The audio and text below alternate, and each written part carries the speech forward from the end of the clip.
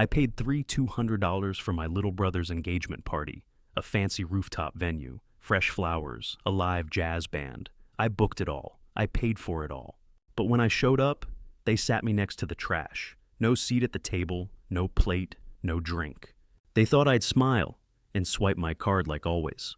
But this time I didn't. Eli grew up in a household where fairness only existed in words. From a young age, he learned that being a well-behaved child didn't necessarily mean being loved more. Sometimes it just meant being handed more responsibilities. He was the eldest, but never the center. People remembered Mason's birthday, threw him parties, hung balloons all over the room. And Eli A. hastily placed cake on the kitchen counter, no candles. Mason was the child with a light. That's what Mom used to say, lively, adorable, mischievously cute. And Eli was the easy one, the child who knew how to stay quiet, study on his own, do things by himself, and never bother anyone. When Mason broke a vase, Eli got scolded for not watching your brother carefully. When Mason got a bad grade, Eli had to tutor him every night, even if his own homework wasn't done. Mom said, "You're better, so you should help your brother. That's your responsibility." But when Eli needed help, the whole house seemed deaf. Mason was forgiven every time he caused trouble. Eli got scolded for adding more stress to Mom if he ever complained about anything. That was Eli's childhood, a string of endurance, effort, and hope that one day his parents would see his striving. Eli didn't push back. He didn't know how. Or maybe he was afraid that speaking up would cost him the tiny scraps of affection that still remained. He only knew how to live well, complete every assignment, help Mom clean the house, give way to his younger brother. Always be on time, never let anyone down. He hoped that one day someone would realize his presence wasn't just to keep things together, but to be loved like a real member of the family. As time passed, Eli became a grown man with a stable job, an orderly life, and a spotless financial record. But his role in the family never changed. If he had been the responsible one as a child, now he was just a walking wallet. Mason still lived recklessly, bouncing between unemployment and new jobs. Every time that happened, Eli's mother would call, "Son, your brother's going through a tough time. Help him out, will you?" Eli never needed to ask help with what the answer was. Always money. When their father retired early due to health reasons, Eli quietly paid a portion of the mortgage to keep the family home. When their mother wanted a grand 60th birthday party, Eli was the one who booked the restaurant and paid the deposit. They called it helping within your means, but never paid it back. Eli never demanded anything. He still sent gifts on holidays, still showed up at Christmas, still called his mother every Saturday. A part of Eli still ached because he never wanted to be the one who walked away. But now he understood, leaving isn't betrayal, it's choosing to protect yourself. And if anyone's wondering, am I the villain for walking away? Then maybe they've never lived Eli's life. If you've ever felt like the outsider in your own family, you're not alone. Subscribe for more. But in that moment, for the first time in his life, someone in his family truly saw him. Eli didn't smile. He didn't feel triumphant. He didn't post a call-out status for likes. He just went home, took off his shoes, brewed a cup of hot tea, and sat in silence. For the first time, no needy messages, no 2 a.m. calls just needing a quick favor. He was no longer the quiet shadow behind every family rescue. He felt light. He vanished from the role of the one who cleans up the mess and left the family with their own storm to weather. Weeks later, Eli's mother showed up unexpectedly at his door. No demands, no scolding. She brought a tray of lasagna and dark circles under her eyes. "You don't have to forgive me," she said, "but I'm sorry for not seeing you clearly sooner." Eli said nothing. He made no promises. Even Aunt Clara, Eli's mother's younger sister, who rarely got involved in family matters, called. "I heard what happened. And for the first time in my life, I want to say you did the right thing." Eli didn't respond with a loud revenge. No expose, no dramatic confrontations. He simply stepped away, canceled the supplementary card, closed the shared account, redirected his mailing address. He felt lonely, but it was a free kind of lonely. And in that quiet, Eli realized, for the first time, he was living a life he had chosen. As the story of the rooftop party began circulating on social media, a few outsiders spoke up. A former college friend of Eli's, after reading a guest's viral post, wrote, "I'm not surprised. Eli has always been the kind of person who thinks of others, but no one deserves to be treated like that." And for the first time, that family had to confront the wreckage they had created. Mason now lived alone in a temporary rental apartment. The same people who had once praised him and joked with him at the party were now silent. And Eli. He stepped out of the old cycle. He cooked his own meals, planned his own trips, and began writing in a journal for the first time since he was 17. No more late-night texts asking, "Just help one more time," no more 1 a.m. money requests. But her actions were crystal clear.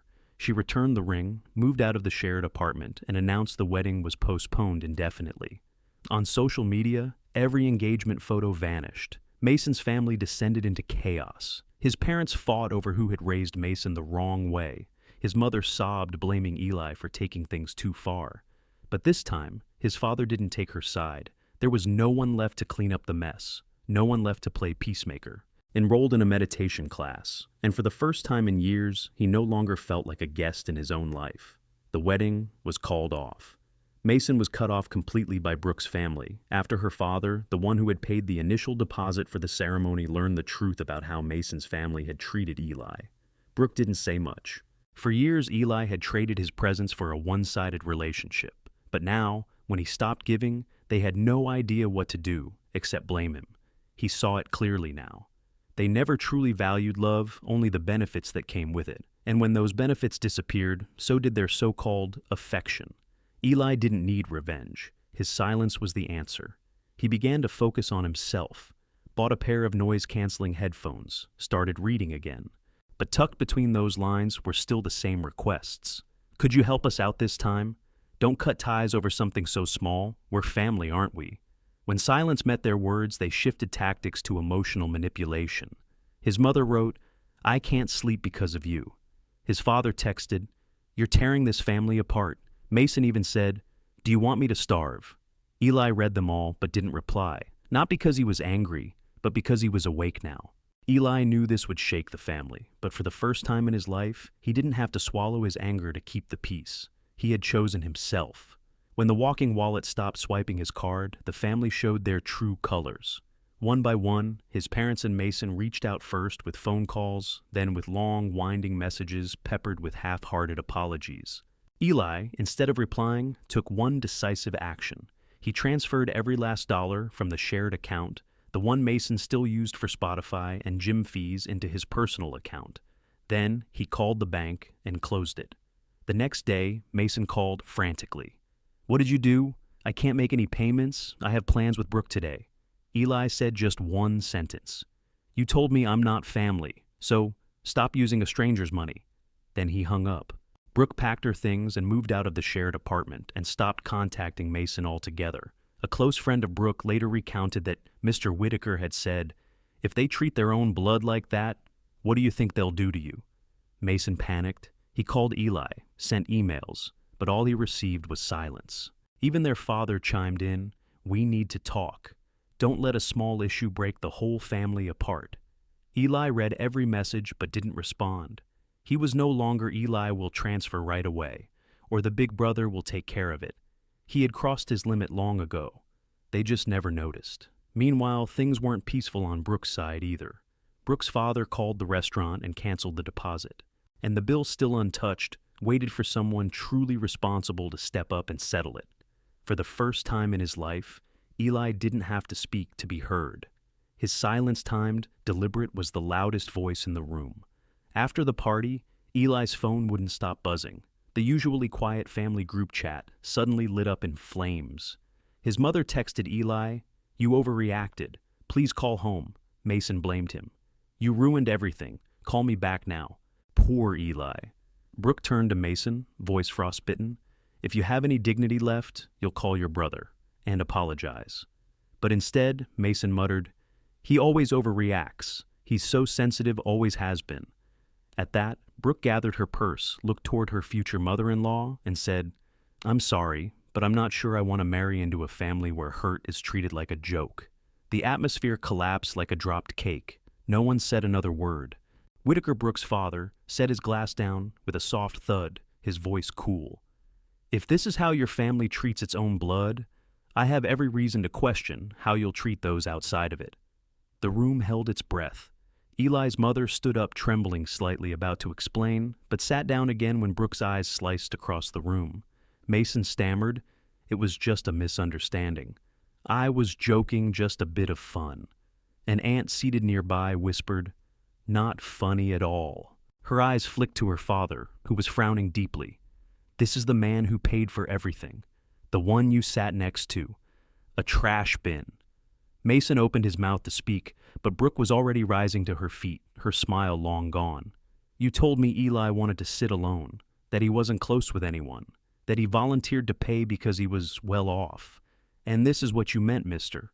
Eli looked straight at the waiter and said loud enough for everyone to hear, "Not my table. I was told this was a family seat, and I'm sitting by the trash." The whole room fell silent. Someone dropped a fork. His mother went pale. Mason jumped up, his face flushed. "It was just a joke, man. Why are you being so uptight?" Eli stood, adjusted his collar. "A joke? My whole life's been your joke. But today I'm not paying for it anymore." And he walked out, leaving behind a stunned room and a family who, for the first time, realized the chair by the trash was truly empty now. The suffocating silence in the banquet room was broken by murmurs. The staff member still stood there, bill folder in hand, eyes shifting from Eli, who had just turned and walked out to Mason, now awkwardly glancing around. No one moved. Brooke, the fiancée, finally spoke. "What just happened?" Her voice was quiet but sharp. No one sat beside him. He sat there, jacket still on, like a staff member, off shift, silent, forgotten, tucked in the corner. The party unfolded with loud laughter, decadent cakes, and joyous toasts, all taking place in a world that simply didn't include Eli. Until the check arrived. A staff member approached, holding a stack of bills. "Excuse me, should I charge the same card as last time?" Mason turned his head. "Oh, Eli's got it. He booked the whole thing." He gave a half smile. "Oh, Eli, you made it. There's a seat for you over there." He pointed to a lone folding chair next to the trash bin. Eli froze. He thought it was a joke, but no one said otherwise. His mother offered a strained smile. His father raised another glass.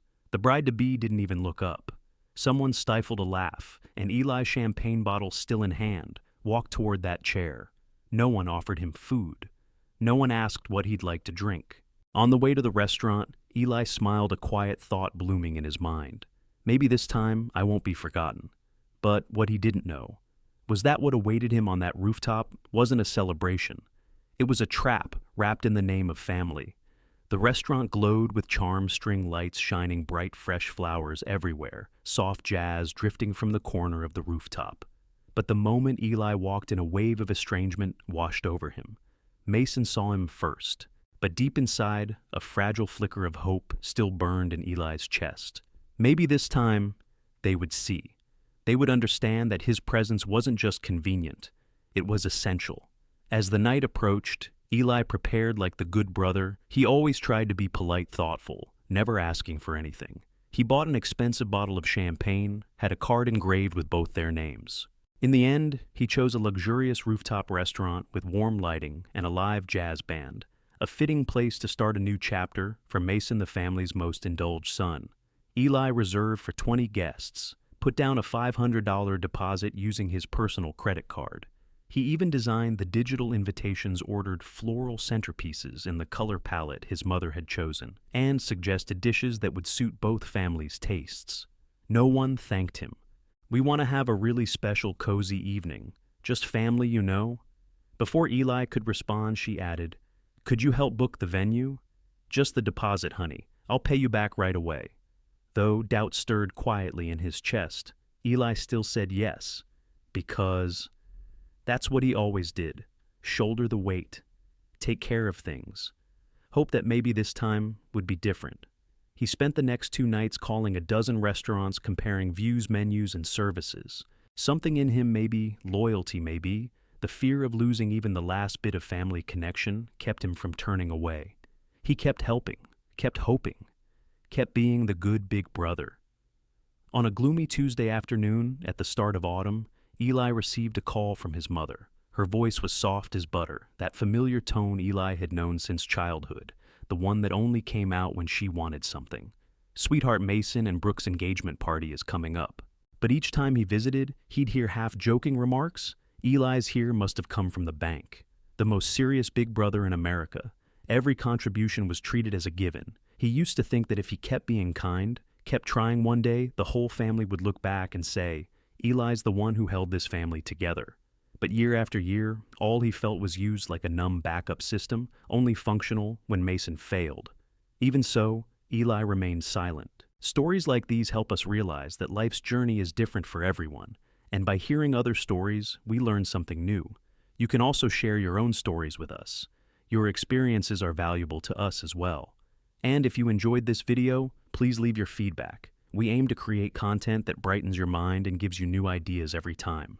If you've already seen this video before, your feedback is still important. With every piece of feedback, we can improve our content and bring a new perspective to our viewers. Today, what we saw was just a small part of the many stories shared on Reddit and across the world. It's a reminder of how we all try to understand life by sharing our experiences with each other. Thank you for your time, and don't forget to keep an eye out for more stories coming soon. If you haven't already, please like and follow for more amazing content. Your support keeps us going, and we will strive to bring you more thought-provoking and heartwarming stories. Until next time, take care and stay curious. Arisk.